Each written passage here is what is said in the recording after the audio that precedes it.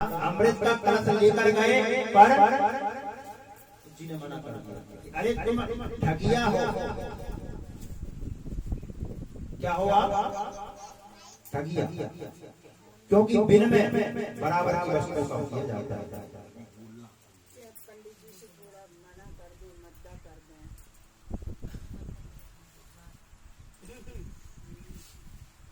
उसको भी एक बार बोलने देना, उसमें से उसको बोलना है। बोलो अपनी कथा घर की, कोई दिक्कत नहीं। वही ना, एक बार वो बोलेगी इसमें से बोलो राधे राधे बोलो, राधे राधे राधे बोलो, सब लोग सुनने आ। हाँ सुनेंगे, बोलो बेटा, पकड़ के बोलो। ये तो बोल दो। सुबह उधर बैठ गई थी, कहते हमें बोलना है, पंडित जी जैसे बोलना।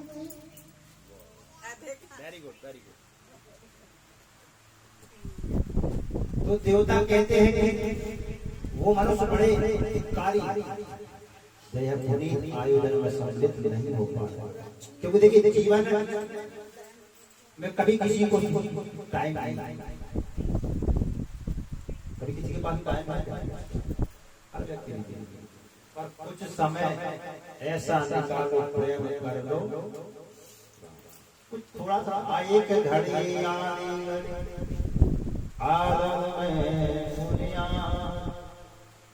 एक घड़ी का तो समझ आ रही, उसमें से भी आदि कर लो और उसमें से भी आदि कर लो।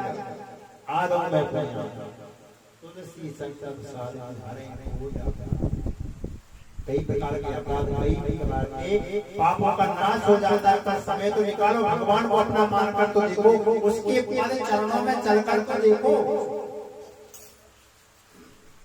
तुम एक कदम चलो, आप एक कदम भगवान की तरफ आप बढ़ा कर तो देखो। बिनु पाग चलहि सुनहि बिनु गाना, कर से करहि विधि नाना। बिना पग के चलता है और बिना कानों के सुन लेता है। आप एक कदम आप कुछ बोलकर तो देखो, भगवान से सुनता है। कई लोग कहते हैं कि महाराज भगवान तो है ही नहीं, आज कई लोग बोले भगवान है तो बताओ। मैंने कहा कि ये बताइए, आपने लाइट पे देखा है? बोले नहीं देखा। बोले कैसे पता चला कि लाइट है? बोले जब स्विच में तार लगाएंगे या उसको स्पर्श करेंगे, जब जो झटका लगेगा, करंट लगेगा, महसूस दिखेगा तो, क्योंकि लाइटें कई प्रकार की हैं। अगर बल्ब जलाओगे तो नीला देगा, पंखा जलाओगे तो गोल घूमेगा। उसका आकार कैसा है? ऐसे ही भगवान की रंग, जैसे पानी का कोई रंग नहीं होता, ऐसे ही ना ही कोई पानी का आकार होता। कटोरी में रखकर फ्रिज में रख दो, कटोरी का आकार बना लेगा। गिलास में रख दो तो गिलास का आकार बना देगा, थाली में रख दो थाली का आकार बना देगा। ये जल की विशेषता। ऐसे ही भगवान की निराकार, जब आपने टच किया, स्पर्श किया, तो आपको अभ्यास हुआ कि इसमें करंट है, लाइट है। इसी प्रकार भगवान को टच करके तो देखो, भगवान के चरणों में जाकर तो देखो, भगवान का मनन करके तो देखो भगवान कैसे है। और मिलता भी, कई लोग कहते हैं बड़े लोगों को मिलता है, जिनके पास अपार संपत्ति होती है उनको भगवान मिलते होंगे, क्योंकि वो हर समय पूजन पाठ करते हैं। पर मीरा के पास सब धन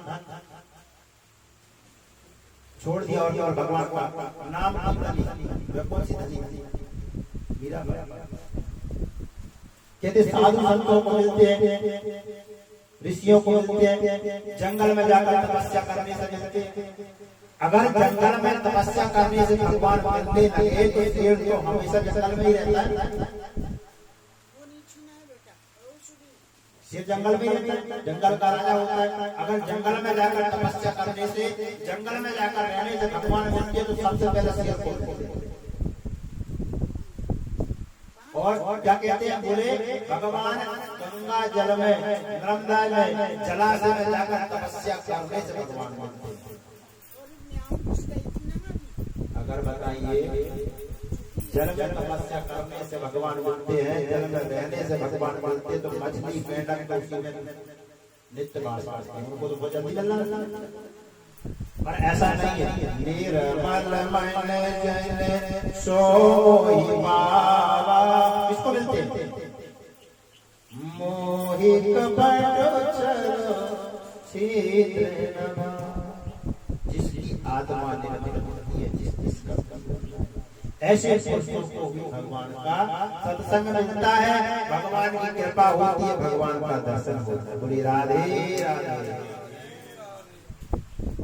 सूत जी कहते हैं कि महाराज नारद जी ने 7 दिन कथा सुनी, सनक सनातन कुमारों ने कथा सुनाई। ऐसे ऐसे वाले नारद ने जो तो एक जितने समय में गाय को धोआ जाता है, गाय का दूध निकाला जाता है, उतने समय तक नारद जी एक जगह ठहरते हैं। ऐसे ऐश्वर्य से नारद ने 7 दिन बैठकर कैसे सुना, और मैं नारद जी की उत्पत्ति क्या है, नारद जी कौन है। जी कहते हैं कि महाराज सुनो, अहम पुरातीत वदे भविष्यमो कायश्च वेदा वदिना निरूपितो बालकयोगिना शृणो प्रवन्ते निर्वेक्षिता। सूची कहते हैं कि महाराज सुनो, ये जो नारद जी है ना, ये पूर्व जन्म में एक दासी के पुत्र थे। कौन थे? नारद जी ने आपकी कथा सुनी थी।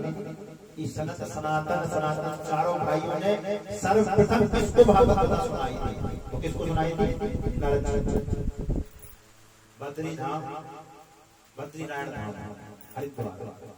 सर्वप्रथम कथा जो सुनी थी नारद जी। अब नारद जी का इतिहास तो सुने कि नारद जी कौन थे। नारद जी पूर्व जन्म में एक दासी के पुत्र थे, और जो नारद जी की मां थी ना, वह संतों में बड़ी श्रद्धा रखती। कहीं से कोई संत आए, उनकी सेवा करती। उस समय चतुर्मास चल रहा था। आषाढ़ के महीने से कितना देव हो जाते हैं, देव उठनी तक देव सोए रहते, उसको बोलते चतुर्मास। चतुर्मास में बड़े बड़े ऋषि मुनि संत लोग तपस्या करते, भ्रमण करते। चतुर्मास वो कहीं से संतों की मंडली आई हुई चतुर्मास में। तो जो नाथ जी थे ना, उनकी मां जो थी ना, वो बड़ी संतों में बड़ी श्रद्धा रखती। संतों की सेवा करना, ब्राह्मणों की भक्ति करना। जब मैं छोटा था, होश संभाला, तो मैं भी मां के साथ में संतों की सेवा में लिए जाने लगा। जब संत लोग महात्मा स्नान करते, उनके कपड़े मेरी मां धोती, तो मैं भी उनके साथ उनके कपड़े धोता। उनके घर में उनके जो कुटिया थी, उसमें झाड़ू पोछा करना, बर्तन धुलना, और उनको भोजन के साथ ही बना कर खिलाना। और जब मैं भोजन कर लेते, तो उनकी शीत प्रसादी का मतलब होता है झूठा भोजन, मैं कर लेता। ये मेरा नित्य का काम था। माता के साथ ब्राह्मणों की सेवा, संतों की सेवा करता रहता। जंगल से लकड़ी भी निकल लाना, और जब महात्मा हरि कीर्तन करते, तो उनके साथ में नाच नाच कर हरि कीर्तन करता। जब मैं भागवत कथा श्रवण कराते, तो बड़े प्रेम से मन मुग्ध होकर मैं उनकी कथा को श्रवण करता।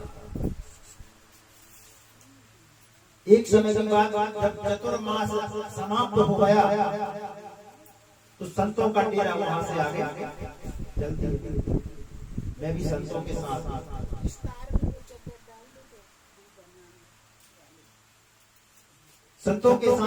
जाने लगा। तो संतों ने टोका कि ये बच्चा तू कहाँ जा रहा है, हमारे साथ कहाँ जा रहा है। मैंने कहा कि महाराज अब मैं तो आपके साथ ही रहूंगा। संत बोले कि बेटा तू अपनी माँ का इकलौता बेटा है। नारद जी के ना जो माँ के इकलौता बेटे दासी बेटा तू अपनी माँ का इकलौता बेटा है और तेरी माँ ने हमारी बहुत सेवा की। अबे भोजन अच्छा भोजन पकाया खिलाया, हमारी कुटिया में साफ सफाई कई प्रकार की हमारी सेवा की। और अगर तू हमारे साथ चला जाएगा तो तेरी माँ कहेगी कि देखो संतों ने मेरी सेवा का क्या परिणाम किया। मैंने उनकी सेवा की और संत महात्मा मेरे बेटे को लेकर चले। इसलिए बेटा तू हमारे साथ नहीं जा सकता। हाँ अगर तेरी माँ आज्ञा दे दे साथ चलने के लिए तो हम तैयार हैं, हम ले जाएंगे। नारद जी तो जानते थे कि मेरी माँ कभी नहीं जानती। कोई माँ ऐसी बताई, कोई माँ ऐसी होगी कोई कहेगा बेटा साधु हो जाओ, किसी की माँ कहेगा। नारद जी जानते थे कि मेरी माँ आज्ञा नहीं देगी, इसलिए बोले कि प्रभु मेरी माँ तो आज्ञा नहीं देगी। मैं नहीं जाने देगी अगर मेरा माता को बताया। बोले एक काम करो बेटा, हम आपको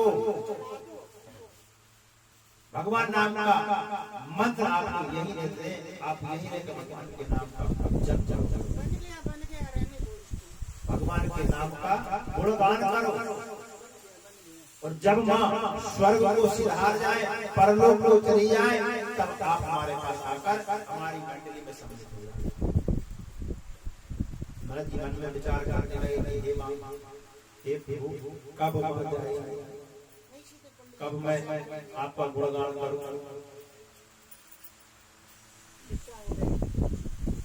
तो नारद जी क्या करते कि सुबह शाम नित्य का उन्होंने समय निश्चित कर लिया कि सुबह उठे नहाए धोए भजन किया। बोले नारद जी कहते हैं कि मुझे जो संसार की वासनाएं थी ना, जैसे अन्य बच्चों के साथ खेलना घूमना भागना करना मुझे पसंद नहीं। मैं तो भगवान का नित्य चिंतन करता रहता था। यह देखकर मेरी माँ को चिंता होने लगी कि कहीं मेरा बेटा महात्मा ना बन जाए, साधु ना बन जाए। लेकिन माँ को बड़ी चिंता होती है कि हमारा बेटा साधु ना बन जाए, और कुछ बन जाए वो कोई चिंता नहीं, डाकू बन जाए, जुआरी बन जाए, नेता बन जाए, कोई दिक्कत नहीं, पर साधु ना बन जाए। थोड़ा सा तिलक माला धारण किया तो माँ की धड़कन तेज होने लगती कि हे भगवान कहीं हमारा बेटा तो गया। अब मेरी माँ को इस प्रकार की चिंता होने लगी तो घर में जो भी कोई आए, अतिथि आए, उनसे यही कहे कि हे भैया मेरे पुत्र के वास्ते कोई सुएक्षी कन्या देकर। मेरी तो आप इच्छा यही है कि मेरे घर में बहू आ जाए, नाती पोते हो जाए, मेरा बेटा सब कारोबार संभाल ले तो मैं सब स्वतंत्र कर। अब माता इस प्रकार की बात कहे तो नारद जी कहने लगे मेरी धड़कन तेज हो जाए।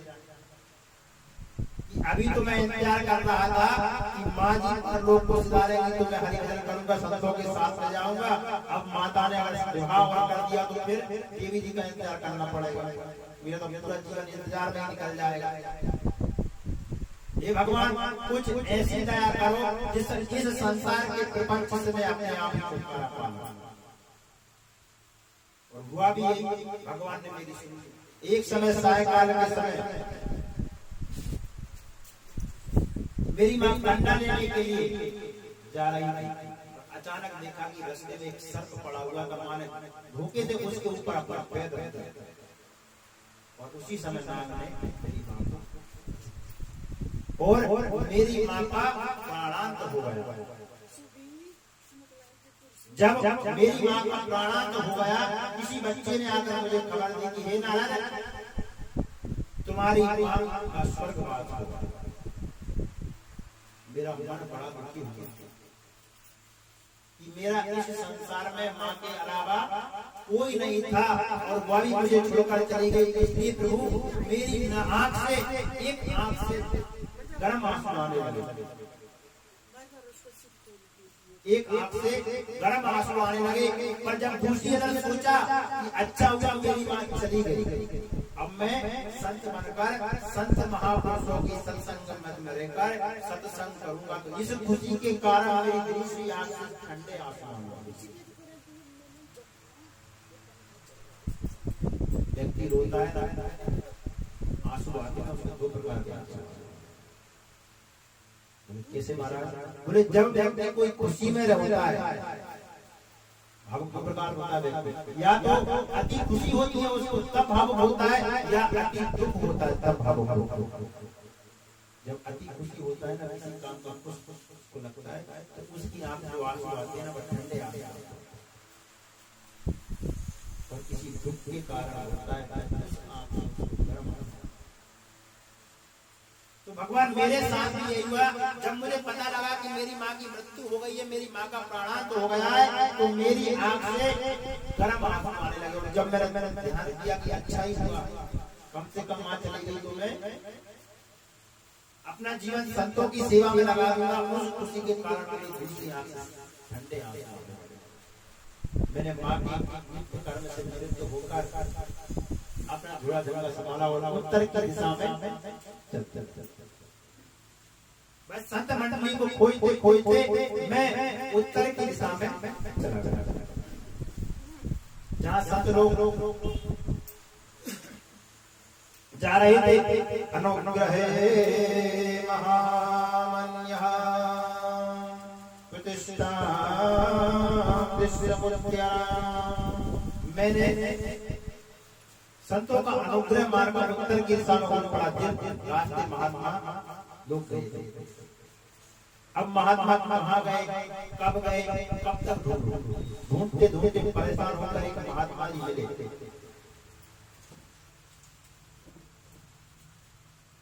महात्मा जी को देखकर मैंने थोड़ा सा खुश हुआ, पर मुझे लगा कि ये भी कोई संसारी वासी तो नहीं है, संसार के विषय में कुछ लिप्त नहीं है, इसलिए मैं थोड़ा सा और आगे चला गया। वहां जाकर जल पीकर प्यास बुझाकर जब मैंने परिश्रम कर थोड़ा सा छाया में विश्राम करना चाहा, विश्राम करने के बाद भगवान का ध्यान करने लगा। ओम नमो भगवते वासुदेवाय, ओम नमो भगवते वासुदेवाय, वासुदेवाय प्रभो नंदनाय, वासुदेवाय प्रभो नंदनाय, ओम नमो भगवते वासुदेवाय, ओम नमो भगवते वासुदेवाय। जैसे ही मैं माला लेकर भजन कर रहा था कि आशीष में शनि हरि, धीरे से भगवान की सावली की सूरत मेरे सामने प्रकट हो गई। कब? बोले मैं विश्राम कर जब भगवान का दर्शन कर, मैंने ध्यान किया कि भगवान की झांकी आभा शोभा मेरे सामने प्रकट हो गई। मेरा आनंद का परिवार बना। ओ ये तो मेरे भगवान, मेरी साधना सफल हो गई है, मुझे भगवान ने दर्शन दे दिया। मेरा आनंद का ठिकाना नहीं रहा। देखते देखते जब मैं भगवान की झांकी को निहार रहा था तो देखते ही देखते भगवान अचानक अदृश्य हो गए। विलाप करने लगा। मैंने दोबारा आसन लगाया, फिर भजन किया, फिर ध्यान लगाया, लाख कोशिश की पर वह छटा नहीं। मैं परेशान हो गया। रुदन करने लगा।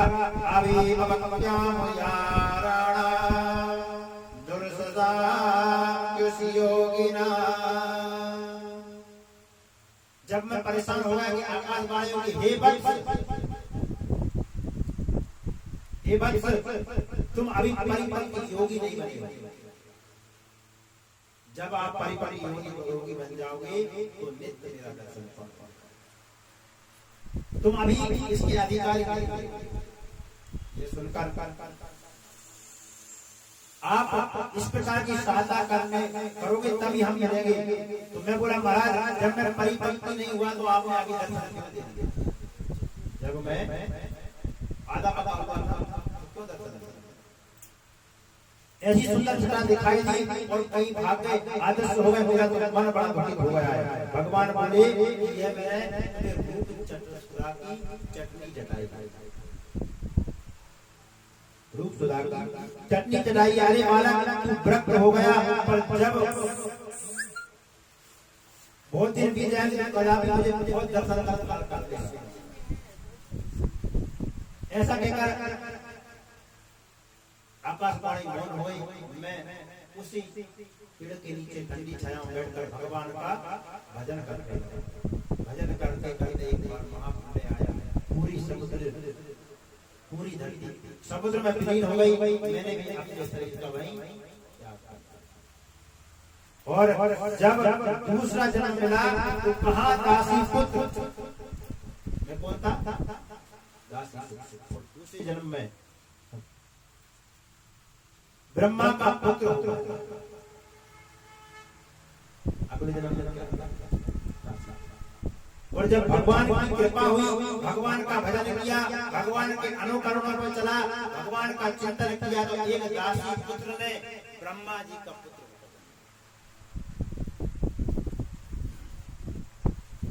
अब वह उन संतों में सत्संग को यह बड़ा चमत्कार। क्यों जन्म मिला? क्योंकि मैंने सत्संगों का, सत्पुरुषों का, सत ब्राह्मणों का सत्संग किया। इसी कारण मुझे ब्रह्मा जी का पुत्र। अब मैं जब देखा उसी का चिंतन और ध्यान करने लगा, भगवान के गुणों का गान करने लगा, ठुमक ठुमक कर भगवान का कीर्तन करता था। मेरे कीर्तन पर खुश हो गए, इतने प्रसन्न हुए कि मुझे वीणा प्रदान कर और वीणा लेकर भगवान ने कहा, ये वीणा लो नारद जी, और देश विदेश में हर जगह मेरे नाम का गुणगान करो। तब से नारद जी हर जगह श्रीमन नारायण नारायण नारायण, श्रीमन नारायण नारायण, लक्ष्मी नारायण नारायण नारायण, लक्ष्मी नारायण नारायण नारायण,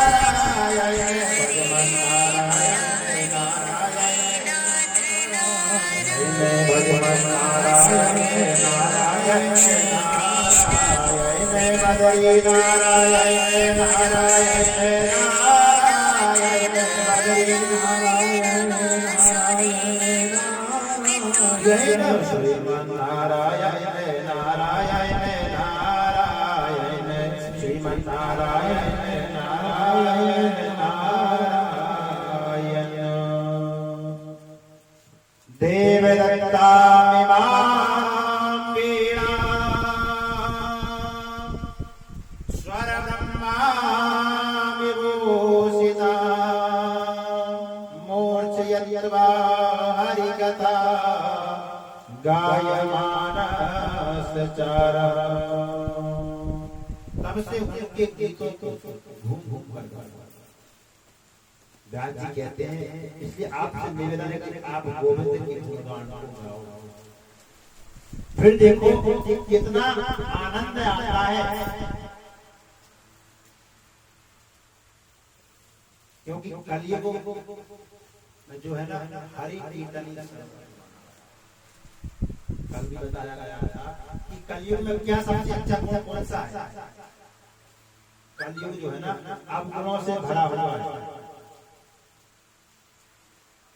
एक भी गुण अच्छा नहीं, केवल आप गुण, केवल एक ही गुण अच्छा है, जो है जो सतयुग पर त्रेता युग में हजारों वर्षों तक तपस्या करने में जो फल प्राप्त होता था ना, वह फल कलयुग में हरि नाम संकीर्तन से मिलता है।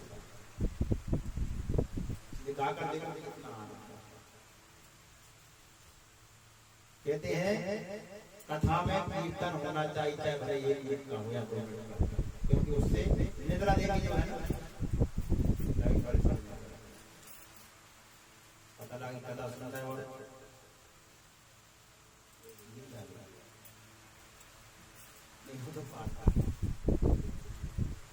तो निद्रा देवी परेशान करती है, थोड़ा थोड़ा कीर्तन भी होना चाहिए, जिससे आनंद भी आता है। और निद्रा देवी क्योंकि कुंभकर्ण की पत्नी का नाम था।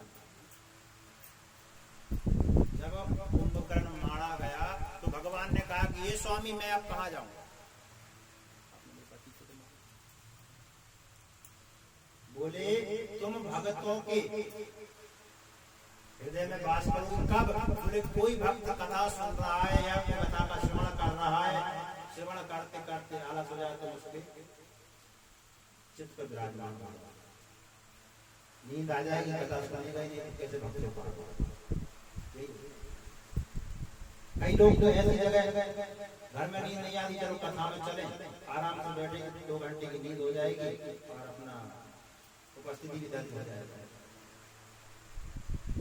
तो कीर्तन होना चाहिए, बड़ा आनंद आता है। नाथ जी कहते हैं कि 18,000 विष्णुओं को दिव्य संहिता को तैयार किया, 18,000 विष्णुओं से एक दिव्य संहिता को तैयार किया। अब मन में विचार आया कि ये अमृत कैसे परोसा जाए? भाई पूरी भागवत संस्कृत में है, 18,000 श्लोक। अब आम व्यक्ति को संस्कृत में भागवत की कथा सुनाओगे तो समझ में आएगा? पंडित जी गणानां गणपति करके चलेगा,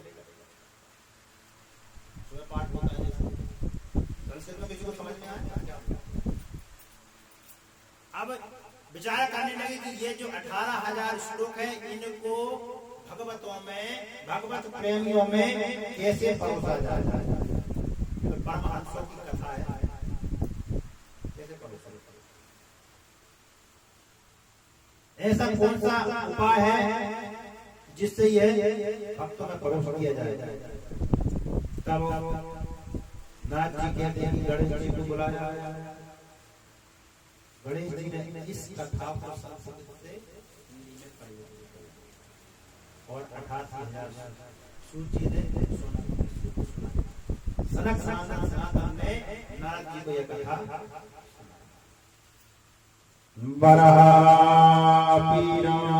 नटवरवतो कर्णयो कर्णकार।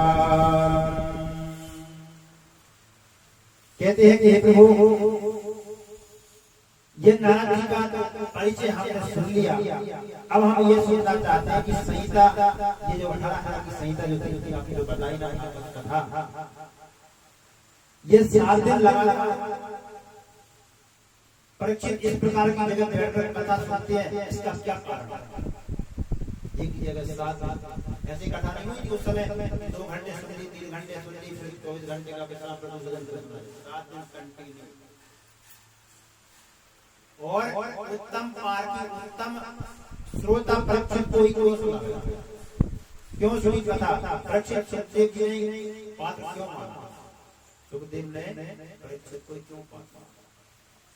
ये परीक्षित को सुनाई जाएगा जिससे माया मोह का निवारण हो सके, क्योंकि परीक्षित को श्राप लगाता कि तक्षना 7वें दिन आकर परीक्षित को दस लेगा, जैसे परीक्षित की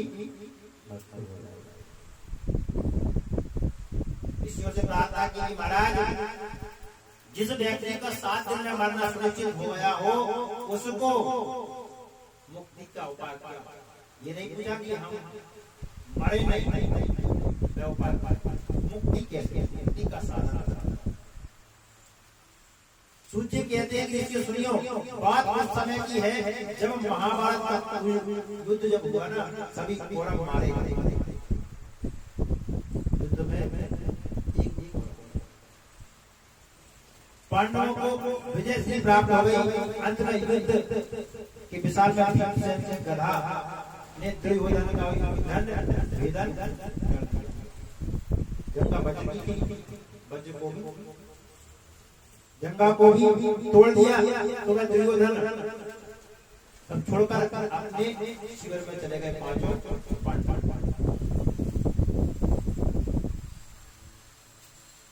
उस समय एकांत में दुर्योधन के पास अश्वत्थामा आया और कहने लगा कि भाई कुरुक्षेत्र में अनेकों सब भूमि पर बिखरे पड़े, जिसको अनेक गीध खाने की लालच में देख रहे हैं, और दुर्योधन के पास में भी आकर चोंच मारने पर भगा देता। शिथिल होकर अश्वत्थामा आके कहता कि हे भाई, मैंने आपके जैसा देख लिया, मैंने देखा तुम्हारा बड़ा भयंकर था, बड़ा दिव्य साम्राज्य देखा, अब देखो आप मैं आपके लिए क्या कर सकता हूँ? मेरे लायक कोई काम बताइए, मैंने आपका नमक खाया है। ये दुर्योधन, अगर मेरे लायक कोई सेवा हो तो मुझसे जरूर कहिए, तुम्हारी क्या इच्छा है? दुर्योधन कहता है कि हे विदुर सुनो, हम 100 भाई थे, हम जो थे ना वे 100 भाई थे, और 100 भाई में से एक भाई भी नहीं बचा। इस युद्ध में हमारा सब भाई थे। मुझे इस बात का दुख नहीं है कि मेरे 100 भाई थे, उसमें से एक भाई जीवित नहीं है। मुझे इस बात का दुख है कि पांडव 5 पुत्र थे, उसमें से एक भी का बाल बाका नहीं हुआ। अगर उनमें से एक ही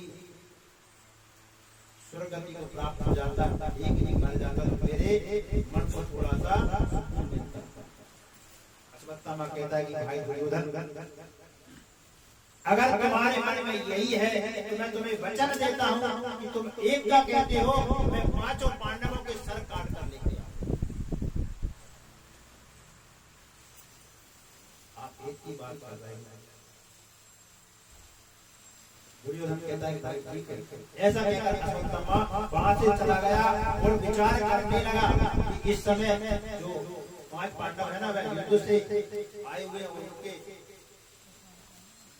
इस समय आक्रमण करना ठीक नहीं, मैं अकेला हूं 5 जैसे अर्धरात्रि के समय काक उल्लू की न्याय से कैसे आक्रमण किया? काक उल्लू की न्याय से। काक उल्लू होता है कि उसने देखा एक उल्लू को रात में दिखता और कौवे को रात में दिखता नहीं, तो उल्लू ने आक्रमण कर दिया किस पर? कौवों पर। तो हजारों कौवों को, 100 कौवों को एक उल्लू ने मार दिया। कारण क्या था?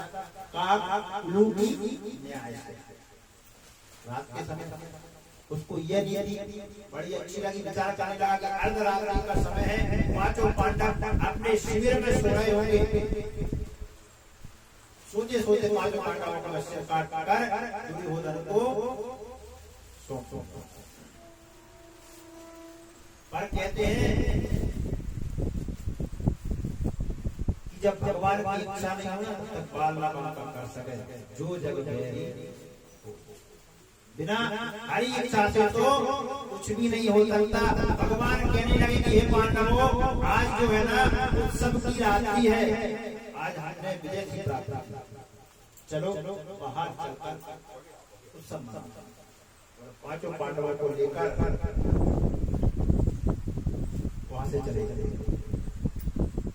और जो 5 बिस्तर लगे हुए थे ना 5 पांडवों के, वहां आकर उनके जो 5 बेटे थे ना पांडवों के, वो आकर जैसे ही 5 पांडव थे, सेम देखने में उनके पुत्र भी ऐसे थे। अश्वत्थामा ने देखा कि दोनों 5 गहरी नींद में सोए हुए हैं, और जाकर उनके 5 के सिर काट और जाकर दुर्योधन को और कहा कि देखो भाई मित्र, मैं 5 पांडव, तुमने एक कहा था कि एक का भी मरण हो जाए तो मेरे आत्मा को शांति मिले। देखो मैं 5 के सिर काट,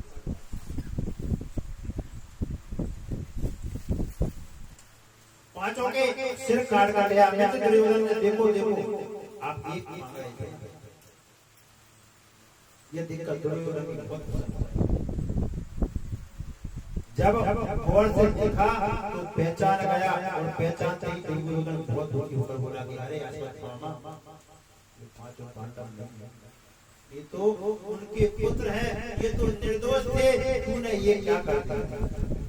अब हमारे कुल में तो तुमने पानी देने वाला, आखिर है तो मेरे भाई के पुत्र। मुझे बैर 5 पांडवों से था, ना कि उनके पुत्रों को मारकर मेरा ध्वंस, और यही कारण दुर्योधन का भी कारणात्मक है।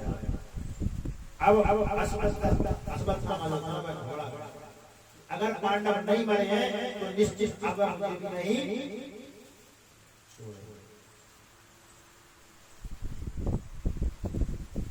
उधर द्रौपदी को इस घटना का पता चला तो चीत्कार होती हुई, छाती पीटती हुई, विलाप करती हुई कहने लगी, माता शिशूनां निधना सुतारा निशम्न घोरो परिताप्यमानः। द्रौपदी इस कथा को देखकर अर्जुन ने गांडीव तक सुना दिया और बोला कि हे देवी, मैं वचन देता हूं कि जिसने तुम्हारे बालों को मारा है ना, मैं उसको तुम्हारे सामने खड़ा कराकर तुम्हारे सामने उसको ऐसा कहकर अर्जुन गांडीव उठाकर चल दिया। गोविंद जी द्वारा संतत उस रथ में बैठकर अश्वत्थामा के पीछे भागा जा रहा है।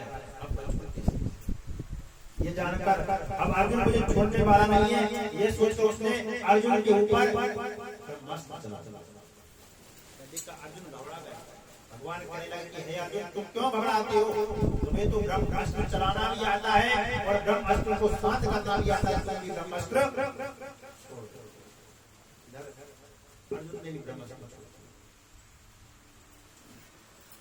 दोनों ब्रह्मास्त्र टकरा गए। भगवान बोले कि तुरंत शांत करो। तुरंत अर्जुन ने अपने दिल पर ब्रह्मास्त्र प्रभाव को शांत कर दिया और छोड़कर अश्वत्थामा को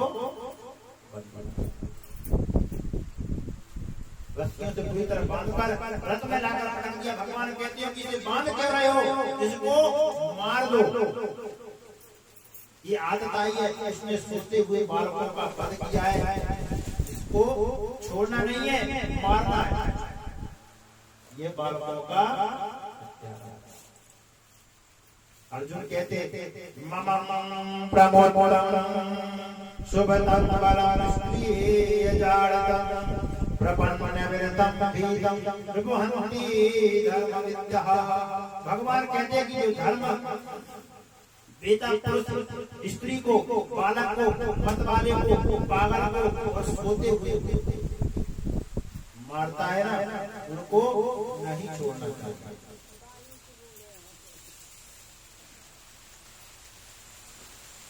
अश्वत्थामा को नहीं छोड़ना चाहिए। अश्वत्थामा को बोले भगवान, मैं इसको छोड़ूंगा नहीं,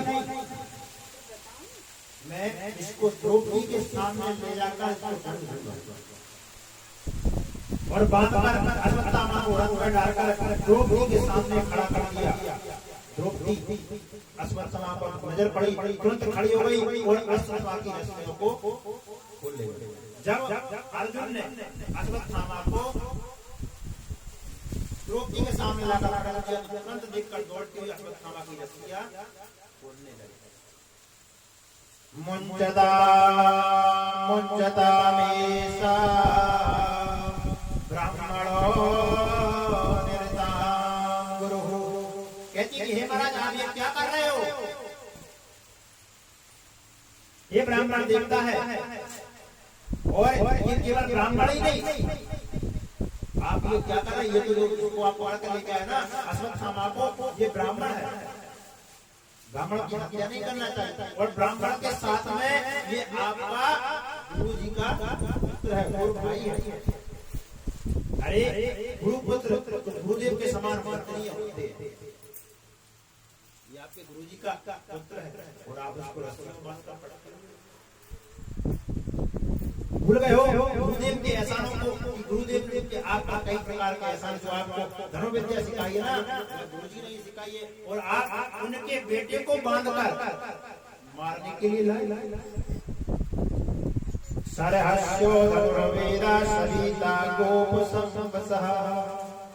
आप गुरुदेव आप उनके परम प्रिय शिष्य मानकर आज सत्य का रहस्य आपको बताया है, आपको धनुर्विद्या के हर रहस्य को आपको बताया है और आप आपके पुत्र को सन्मुख खड़ा कर मार रहे हैं। अर्जुन बोले देवी तुम भूल गई हो,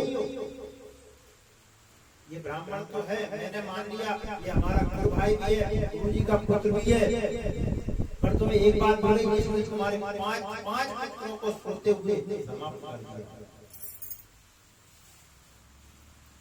और तुम इस पर दया दिखाती। द्रौपदी ने कहा कि महाराज मुझे इस पर बिल्कुल दया नहीं आ रही। अगर आप सोचते हो कि मैं इस पर दया दिखा रही तो इस पर दया नहीं दिखा रही, मैं इसकी मां पर दया दिखा रही हूं। मुझे पता है कि पुत्र की मृत्यु का दुख क्या होगा। मेरे 5 पुत्रों का वध हुआ है, मैं उस दुख को जान रही हूँ और इसकी माँ को भी, अगर इसके मरने के बाद इसकी माँ को भी कितना दुख होगा। पर मैं इस बात को लेकर संतुष्ट हूँ कि मेरे पुत्र अगर मर गए तो मेरा साथ देने के लिए, मेरा जीवन चलाने के लिए मेरा पति मेरे साथ में है।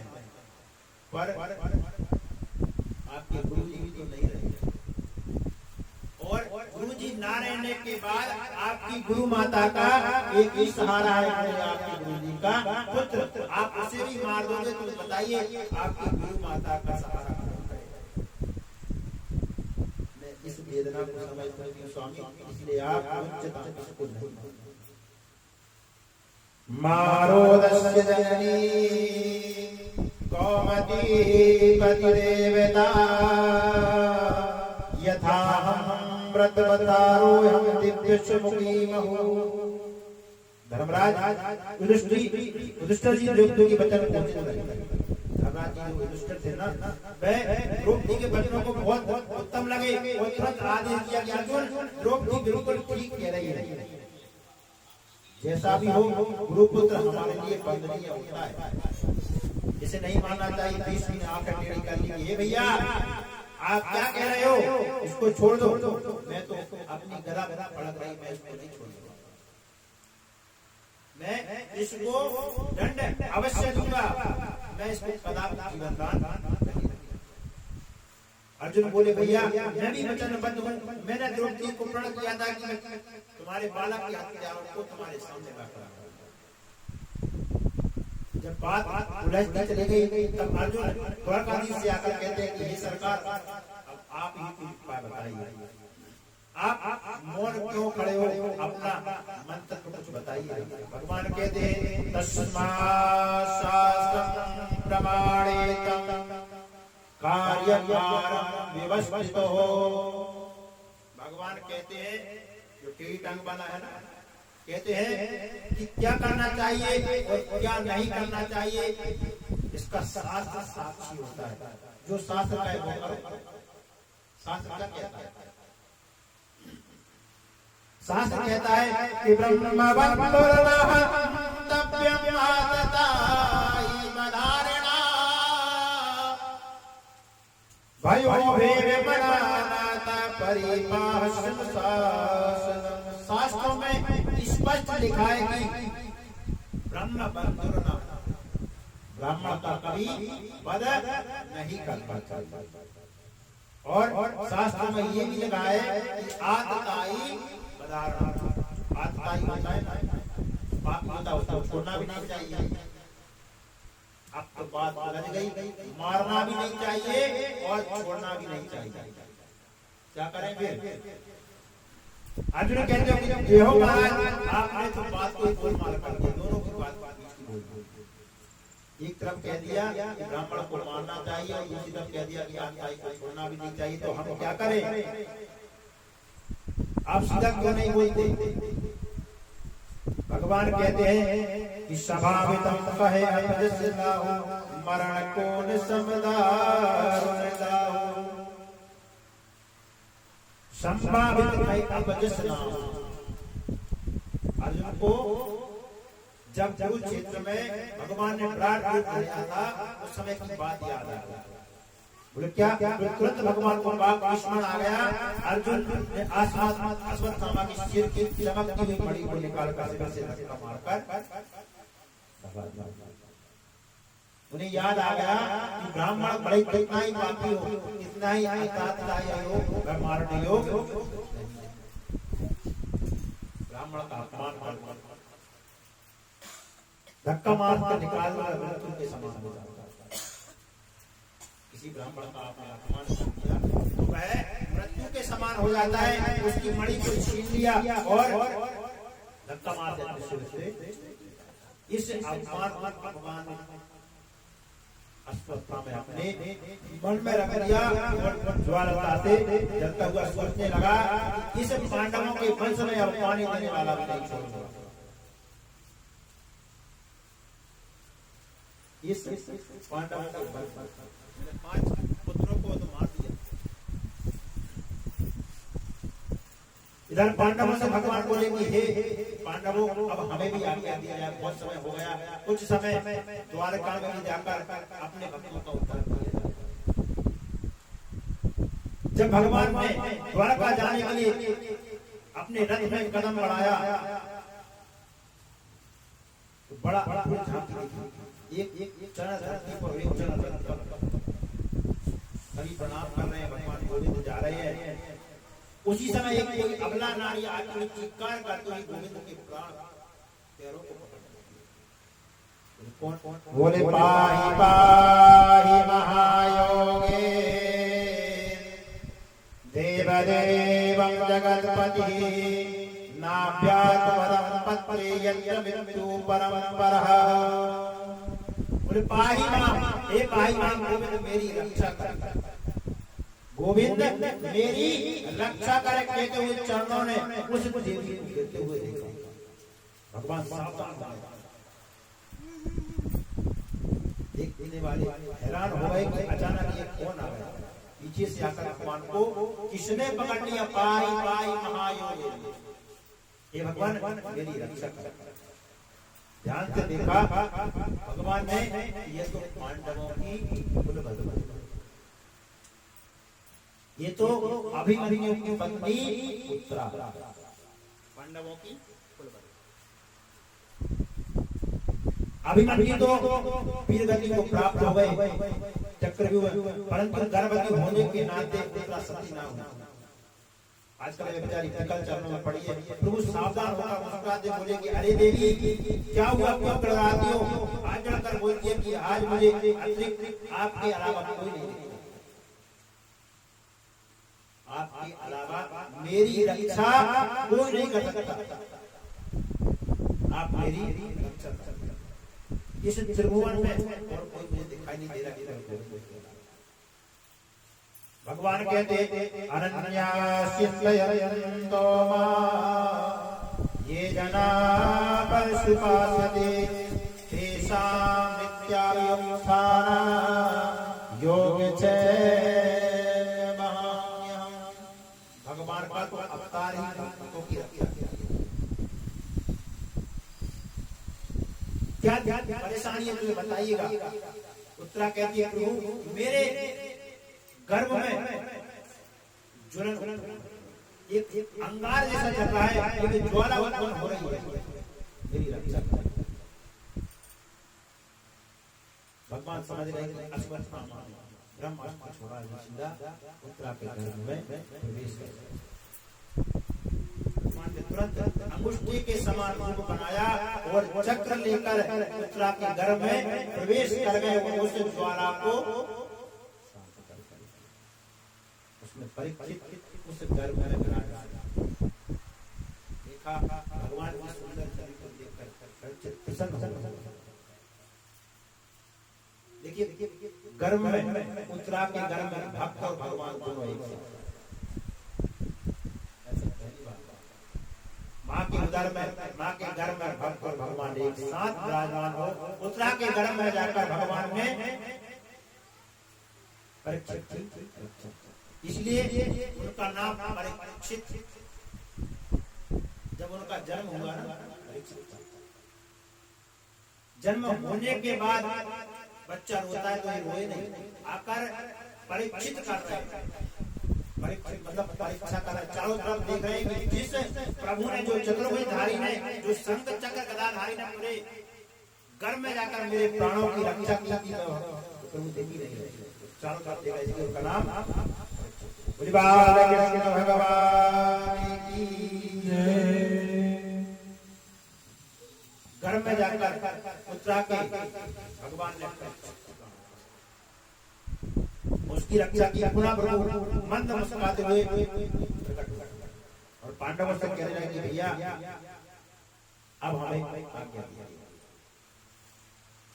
अभयदान दीजिए। हम अब अपने धाम को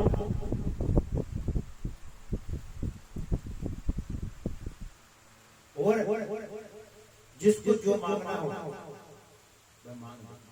किसी ने भक्ति मांगी, किसी ने शक्ति मांगी, किसी ने अपने अपने समर्थ के अनुसार सब अपनी महिमा को कुंती मैया को नहीं रहा गया। गुरु के चरणों में आकर प्रणाम करने लगी। भगवान बोले, हे बुआ जी, आप ये उल्टी गंगा क्यों बहा रहे? मैं आपका भतीजा हूं, मुझे प्रणाम करना चाहिए क्योंकि मैं अपने धाम को प्रस्थान कर रहा हूँ। आप उल्टी गंगा बहाकर मुझे कुंती मैया हाथ जोड़कर कहती है, तू बुआ बुआ के कर मेरी आंखों के सामने पर्दा हटा दिया। मैं आपकी महिमा को जान गई हूँ। आप साथ आपकी भक्तता मेरी समझ में आने लगती है। तो आप बड़े प्यार से बुआ जी कहते हैं, मैं सब भक्तता को भूल जाता हूँ। ये तो मेरा नंद का छोरा। इसलिए निवेदन आज निवेदन कर रही हूँ हाथ जोड़कर कि आप मौन खड़े रहना। आप बुआ जी करके मेरी आंखों में माया का पर्दा नहीं डालना। आज जो उद्धार हृदय में आ गया जो मेरे मन में है आज वह मैं आज अपने भतीजे को प्रमाण नहीं कर रहा। मुझे प्रणाम करेगा मैं मेरा भतीजा नहीं है। क्या बोले कृष्णाय वासुदेवाय देवकी नंदनाय च नंद गोप कुमाराय गोविंदाय नमो नमः। नमस्ते पुरुषास्वात्मधीश्वरा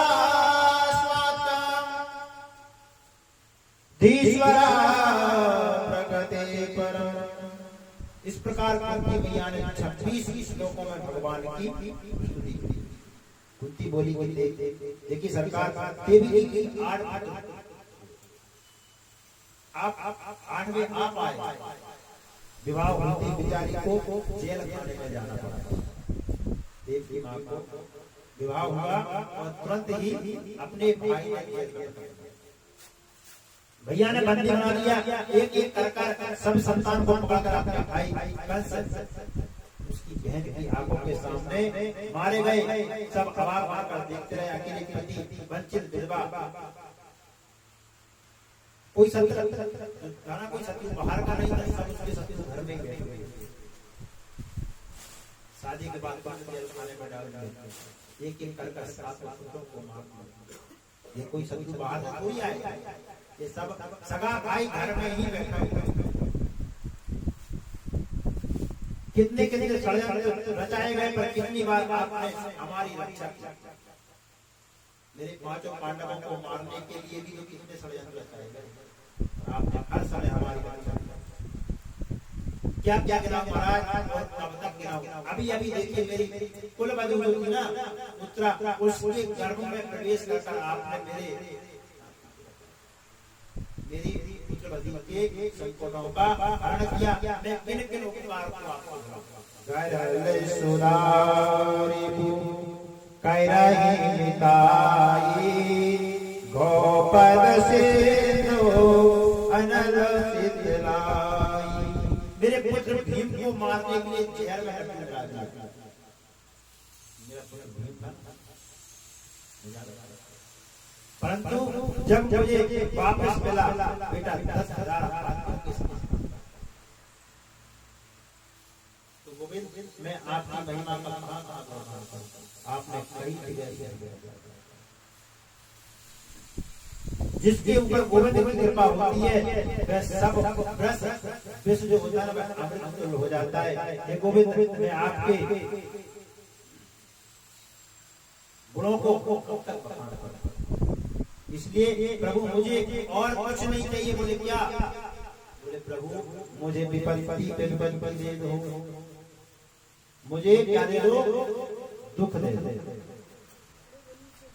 विपद संतृणासत्सत्तम तत्र जगति गुरु। हे भगवान मैं आपसे क्या मांगती हूँ? बोले दुख मांगती हूँ। मुझे दुख दे दो। भगवान कहते हैं कि ये हुआ आपके जीवन पर्यंत आपने दुख भोगे और आज भी आप दुख को ही मांग रही हो। बुआ जी कितने वर्षों तक विपत्ति में कष्ट भोगा है। जो लोग विपत्ति के नाम पर आते हैं आप वही बार से मांगती हो। कुंती मैया कहती है कि उस विपत्ति को बार बार दर्शन और सुख के माथे सिर पर जो हरि ना जब है जाए और बलहारी बात दुख की जो पल पल ना सुख के माथे सिर पर है, सिर यानी पत्थर पर ऐसे सुख के माथे सिर पर जो हरि नाम जपो ना जाए और बलहारी बात की जो पल पल नाम ऐसे सुख को पत्थर पड़ जाए। प्रभु जो आपके गुणगान करने में भेदन हो और मैं तो उसको बलहारी जाती हूँ उसको जो पल पल नाम ऐसे सुख का क्या करेगा। भगवान के नाम को बोल जाता हर सुख में सुख रहो सब करे दुख में करे न कोई बलहारी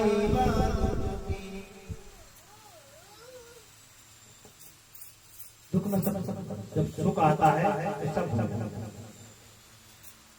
इसलिए सुख के माध्यम सिर पर ने क्या मांगा भगवान से।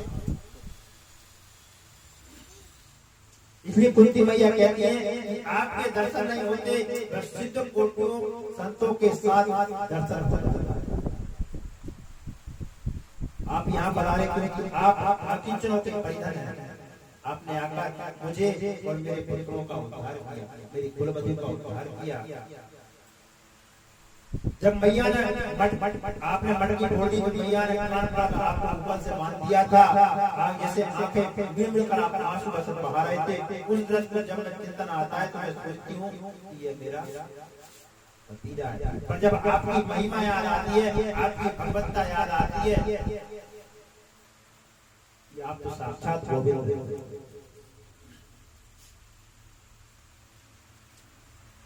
कुंती मैया ने दुख मांगा और भगवान अपने धाम को चले गए।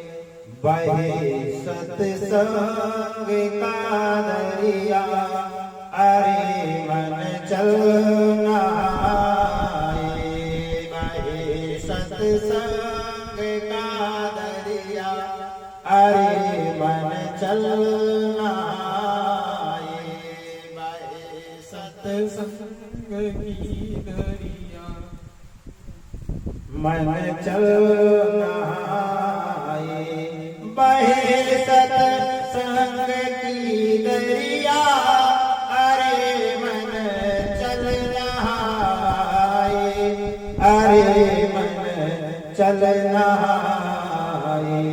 बुझी जो जोत जीवन की बुझी जो जोत जीवन की उसे फिर से जलाए बुझी जो जोत जीवन की उसे फिर से जलाए बहे सत्संग की दरिया अरे मन चलना अरे मन चलना बुझी जो जोत जीवन की उसे फिर से जलाए बुझी जो जोत जीवन की उसे फिर से जलाए। बोले भागवत भगवान की व्यास भगवान की। तो भगवान ने सबको आशीर्वाद दिया और अपने परम धाम को चले गए। भगवान इशारा कर रहे हैं कि मुझे मन से तो भजो, मैं आपका उद्धार किसी ना किसी रूप, क्योंकि भगवान समदर्शी है। अपने भक्तों को परम पद पाने के लिए भगवान जन्म लेते। माया माया सब भजे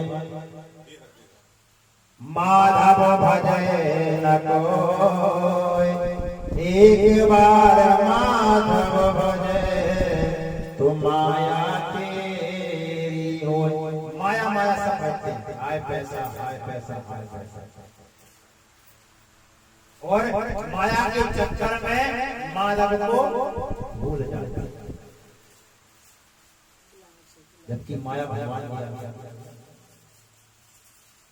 जहां जहां भक्ति महारानी लक्ष्मी महारानी वहां तो पहले माधव को भजिए। देखिए आपने किसी बिटिया का निमंत्रण, आपने बुलाया, बेटी हमारे यहाँ फलानी पूजन है, आप सादर आमंत्रित हैं। आएगी तो जरूर, पर बार बार घड़ी दिखेगी कि वो आने वाले होंगे, उनको भोजन बनाना है, उनको चाय देना है, उनको नाश्ता कराना है, जल्दी पड़ेगी जानी। और अगर स्वामी जी साथ में आए हो तो फिर वो जाएगी। स्वामी जी इशारा भी करेंगे, चले रुकिए 5 मिनट चल रहे हो, 5 मिनट में 5 घंटे में परिवर्तित हो जाते हैं। तो आप माया को आमंत्रित ना कर, माया के साथ में माधव को भी आमंत्रित करें तो कई देर तक माया को आमंत्रण दोगे, कुछ क्षण आएगी और बोले क्या हुआ, बोले साहब इनकम टैक्स अच्छा पा किसी ना किसी कारण किसी न किसी बहाने से माधव अपनी माया को लेकर चले जाए। इसलिए माया माया सब भजे, माया माया को सब भज जाए। माधव भजे न कोई, एक बार माधव भजे सो माया। तो माधव को माया के भजने से ये भगवान संकेत कर रहे हैं, इशारा कर रहे हैं। इशारा कैसे करना चाहिए? एक बहुत समय की बात, एक ब्राह्मण थे और एक मैया। मैया ब्राह्मणों में बड़ी ब्राह्मणों की बहुत बड़ी श्रद्धा, नित्य ब्राह्मणों का सम्मान करना, ब्राह्मणों का पूजन करना, स्वागत बंधन करना। एक समय उस मैया ने विचार किया कि मैं क्यों ना ब्राह्मण देवता को अपने घर में भोजन के लिए आमंत्रित करूं। और ब्राह्मण से जाकर कहते हैं कि ब्राह्मण देवता आप हमारे घर में आज भोजन के लिए निमंत्रण है, आप हमारे घर में शादी। ब्राह्मण ने आमंत्रण स्वीकार कर लिया और जो माता ने जो मैया ने समय ब्राह्मण को दिया था कि इस समय में आप भोजन के लिए पधारना है, उस समय पर ब्राह्मण मैया के घर पधारा। अच्छा एक और बार पंडित जी जो थे ना ब्राह्मण देवता, उनको रसगुल्ला खाने का बड़ा मीठे के बड़े छोटे ब्राह्मण वगैरह होती है, आजकल के नहीं, पहले के ब्राह्मण आजकल ब्राह्मण रसगुल्ले के बहुत शौकीन। और मैया की ये बात पता की जो पंडित जी आ रहे हैं ना, जो ब्राह्मण देवता आ रहे हैं, वह मीठे के बहुत शौकीन है, रसगुल्ले के बड़े शौकीन है, उसने रसगुल्ला भी खा लिया। अब क्या करें, उम्र बहुत ज्यादा होती है, रसगुल्ले की उम्र नाक से बहेगा नाला, कान में पड़ेगा जाला। अधिक उम्र होने के बाद यही होता है, कानों से सुनाई नहीं देता, आंखों से दिखाई नहीं देता, आंखों में जाला पड़ जाता है। अब ब्राह्मण देवता भोजन के लिए बैठ गए, नाना प्रकार के व्यंजन, नाना प्रकार के भोजन ब्राह्मण के सामने परोसे गए। भोजन प्रारंभ हो गए। अब ब्राह्मण देवता बहुत देर से नजर दिखा रहे हैं कि माता जी ने जो रसगुल्ला रखा है ना, मैं तो परोसा ही नहीं, और हम मीठे में नहीं खाएंगे, बाकी भोजन आरंभ करेंगे। बहुत देर देर इंतजार होगा, लंबा इंतजार होगा। ब्राह्मण ने विचार किया, संकेत किया, देखो संकेत की बात आई, संकेत कैसे करेगा। संकेत किया कि भैया आज मैं आपके यहाँ आने में बड़ा विलंब हो गया, बहुत देर हो गई भैया, कोई बात आप पूरी समय पे आ गया, ठीक है कोई दिक्कत नहीं। नहीं भैया हुआ क्या था मेरे साथ में कि मैं जब अपने घर से आपके लिए घर के लिए निकला ना, तो मुझे रास्ते में एक बहुत बड़ा अजगर मिला, बहुत बड़ा सांप मिल गया, उसका लेट हो गया। तो महाराज जी कैसे आए? बोले मैं उस अजगर को लांग कर नहीं आया, जो रास्ते में अजगर पड़ा हुआ उसको लांग कर नहीं आया, मैं उसकी पूंछ की तरफ से घूमते घूमते फिर आपके घर आया। बोले महाराज ऐसे जो अजगर जो नाग सांप था ना, इसे कितना बड़ा था, उसका साइज क्या था, क्या बड़ा बड़ा कितना बड़ा था? बोले भैया मैं बताऊं इतना बड़ा था? बोले हाँ। बोले जो रसगुल्ले का दोना रखा हुआ है ना, इतना बड़ा वो सांप। भैया को तुरंत याद आ गया कि मैंने ब्राह्मण देवताओं को रसगुल्ला दिया ही नहीं है, इसलिए बोले तो संकेत ऐसा करना चाहिए जिससे व्यक्ति को समझ में भी आ जाए और दिक्कत भी ना हो। भगवान भी संकेत कर रहे हैं कि माया को मत भजो, माधव को साथ में भजो, तभी माया एकत्रित हो। और ये तो कल्पवृक्ष से भागवत की छत्र छाया में बैठ कर आप इसी कामना करो, ऐसा हो नहीं सकता कि पूरी ना हो। तो कल्पवृक्ष जो मांगेगा वो मिलेगा। जो व्यापार चलाना चाहते भगवान के पास व्यापार अच्छा चलेगा। और इस कल्पवृक्ष की छाया में बैठकर ब्राह्मण अगर वाचन करता है तो भगवत की कृपा से ऐसा ही कोई ब्राह्मण होगा। पर कब माया माया अगर भरेगा तब नहीं, उसके साथ में माधव को भी भरेगा। सूत जी कहते हैं कि महाराज आपने हमें नारद जी व्याख्यान सुनाया, अब हम ये जानना चाहते हैं कि परीक्षित को 7 दिन में मृत्यु का श्राप कैसे लगेगा, इस कारण से लगा, हम जानना चाहते हैं। तो बोले सूत जी कहते हैं कि सुनिएगा, मारो धीरम भद्रम ते खलानां पायि सत्तरिः।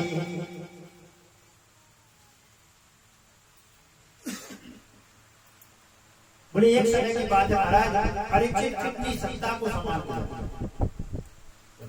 पांडव अपने धाम को चले गए, परीक्षित का जन्म हो गया, अपनी सत्ता को संभाल लिया। जब कोई राजा नया राज्य करता है, राज्य जब करता है तो अपनी शासन को नियुक्त करने जाता है कि मेरा शासन मेरी अधिकार और मेरे राज्य में कोई दुखी तो नहीं है, किस प्रकार की समस्या है, क्या समस्या नहीं है।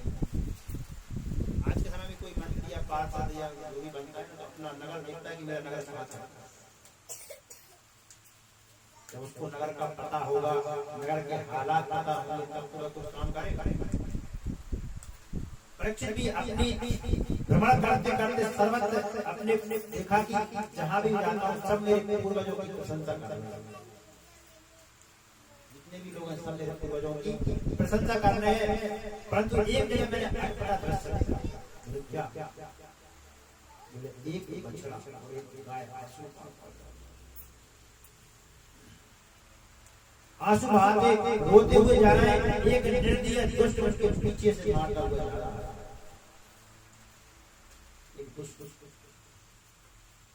दोनों अपने दुख सुख की बात एक दूसरे से कर रहे हैं। बच्चा कहता है कि हे मां, गाय से कि हे मां, शायद आप इसलिए रो रही हो कि मेरे 3 पैर जो है ना वह है और 1 पैर टूट गया।